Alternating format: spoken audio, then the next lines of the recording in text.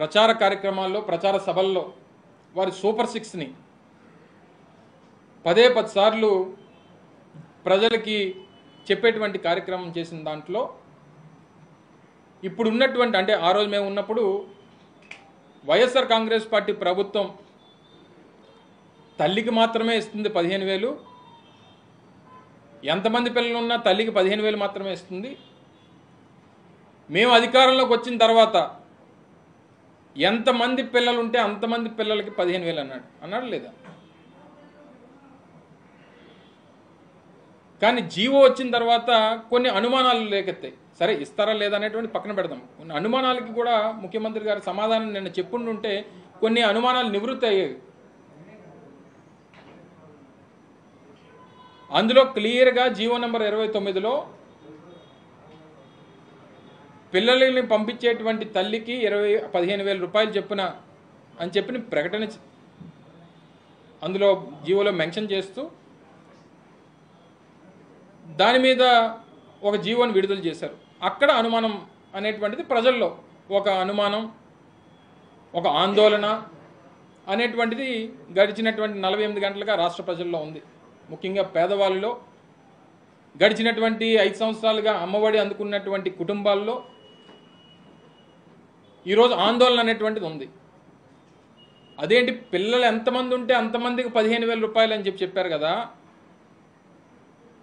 మరి ఇప్పుడు 15,000 రూపాయలు తలిగిస్తానని చెప్పని అంటున్నారు అనేటువంటి అనుమానం నిన్న రాయవరంలో, భోగాపురంలో, మెట్టెక్ జోన్లో, తర్వాత ఎయిర్పోర్ట్లో ఇన్ని ప్రాంతాల్లో ముఖ్యమంత్రి గారు పత్రికా సమావేశాలు పెట్టినట్టుగా చూశాను. కనీసం 3 ప్రాంతాల్లో అన్న వారు మాట్లాడారు ప్రజలను ఉద్దేశించి.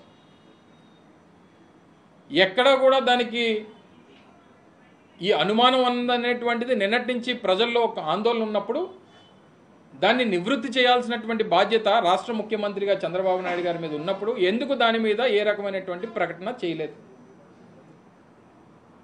ఒక చిన్న ఉదాహరణ మీకు చూపిస్తాను. అంటే ఏ రకంగా వారు ప్రచారం చేశారో, ఆ ప్రచారంలో ఏం చెప్పారో ఇప్పుడు ఉన్నటువంటి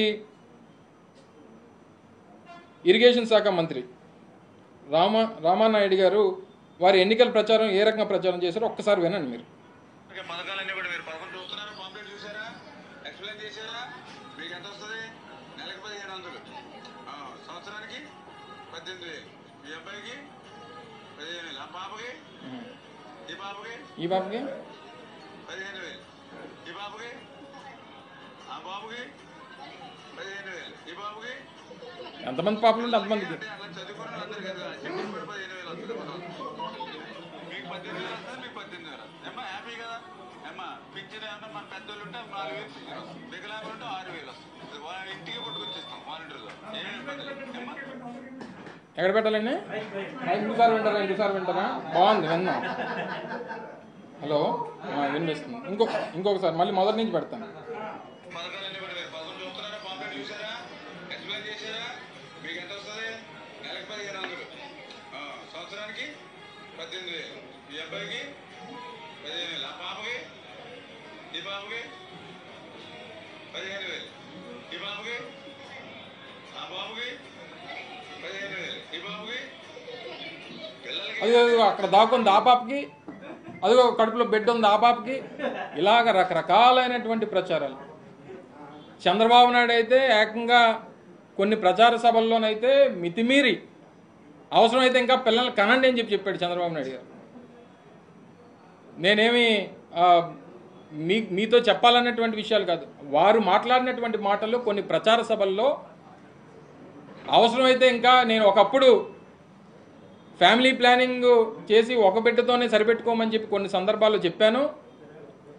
కానీ ఇప్పుడు అలా కాదు, మీకు ఎంతమంది పిల్లలు కావాలంటే అంతమంది పిల్లలు కనండి, అంతమంది పిల్లలకి 15,000 చొప్పున ఇస్తానని చెప్పాడు.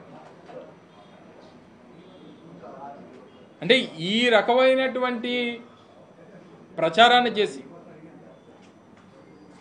ఇప్పుడు మంత్రివర్గంలో ఉన్నటువంటి మంత్రి గారు ఆ రోజు శాసనసభ్యుడు అభ్యర్థిగా వారు ప్రచార కార్యక్రమంలో ఇలాగా అనేక రకాలైనటువంటి వినూత్నమైనటువంటి ప్రచారాలు చేసి కనబడినటువంటి ప్రతి బిడ్డకి డబ్బు ఇస్తామని చెప్పి ఆ తల్లిని మోసం చేసి ఈరోజు ఆందోళన పడుతున్నటువంటి పరిస్థితుల్లో సమాధానం చెప్పాల్సిందిగా కోరుతా ఉన్నా. నేను అమలు చేయట్లేదని అనట్లా, అనుమానాలు ఉన్నాయి, ఆ అనుమానాలు నివృత్తి చేయమని చెప్పి కోరుతా ఉన్నా. ఉచిత ఇసుక అన్నారా లేదా? ఉచిత ఇసుక అంటే అందరూ ఏమనుకున్నాం, డిపోల దగ్గర ఇసుక ఉంటుంది, వెళ్ళి తెచ్చుకోవడమే అని చెప్పని అనుకున్నాం. ఇసుక ఫ్రీ, కానీ సేనరేజ్ ఛార్జెస్, లోడింగ్ ఛార్జెస్ ఇదంతా కలిపి టన్నుకు 1400 రూపాయలంట. అంటే 1394 బాటా రేటు, 1394 రూపాయలు టన్నుకి ఇసుక ఫ్రీయే. మరి లోడింగ్ ఛార్జెస్ ఎవరిస్తారు? సేనరేజ్ ఛార్జెస్ ఎవరిస్తారు? ఇవన్నీ మళ్ళీ కండిషన్స్ అప్లై. నిన్నటి నుంచి చూస్తూ ఉన్నాం, bus free, RTC bus free అన్నాడు కదా, బస్సు ఫ్రీయే, సీటుకి డబ్బు కట్టాలి, అందులో బస్సు వెళ్ళడానికి కావాల్సిన డీజిల్కి డబ్బులు కట్టాలి. కరెంటు ఛార్జీలు పెంచాం, కానీ నాణ్యమైనటువంటి కరెంట్ కావాలంటే ఛార్జీలు పెంచాలి. ఇప్పుడు ఉన్నది నాణ్యమైంది కాదు, ఆయన ఇస్తాడు నాణ్యమైంది, ఆ నాణ్యమైన దానికి డబ్బులు. తల్లికి వందనం ఒక తల్లికి మాత్రమే, మళ్ళీ ఇద్దరు కావాలంటే ఇద్దరిని పెళ్లి చేసుకోమంటాడేమో, 15,000 కావాలంటే. ఈ రకరకాలైనటువంటి కండిషన్స్ ఇవన్నీ చెప్పారా జనానికి ముందు, ప్రజలకు ముందు చెప్పారా? ఇద్దరు పిల్లలు ఉంటే 15,000 30,000 ఇస్తానన్నారు, కానీ తల్లి ఒకరిదే ఉంటే 15,000 అని చెప్పి ఆ రోజు ఎందుకు చెప్పలేదు? అంటే ఇద్దరు పిల్లలు ఉంటే ఇద్దరు తల్లులు ఉండాలన్నమాట, 15,000 కావాలంటే. ఇన్ని కండిషన్స్తో ఈ సూపర్ 6 ఎటు వెళ్ళిపోతుందో. ఆయన ఇందాక మాటలో విన్నారు, 4,000 రూపాయలు పెన్షన్ ఇస్తాం, సరే ఇచ్చారు, వాలంటీర్లతో పంపిస్తాం. ఏరు వాలంటీర్లు? వాలంటీర్లతో పంపిస్తామని చెప్పి ఆయనే చెప్పాడు, వాలంటీర్లు లేరు.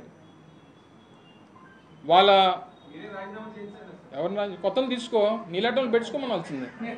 TV5 రిపోర్టర్స్ని, TV5 మీ ఎవరైతే ఉన్నారో మార్కెటింగ్ వాళ్ళు అందరిని పెట్టుకోమనాల్సింది. పోనీ సరే, మేము పెట్టాం, అందుకని మేము లేము కదా ఇప్పుడు అధికారంలో, మా కోసమే రాజీనామా చేస్తారు. పోనీ ఇప్పుడు మీ కొత్త వాళ్ళని పెట్టవచ్చు కదా, కొన్ని మీ తెలుగుదేశం పార్టీ వాళ్ళని పెట్టుకొని, లేకపోతే నీతి నిజాయితీగా ఎవరైతే చదువుకున్నారో వాళ్ళందరినీ పెట్టియండి.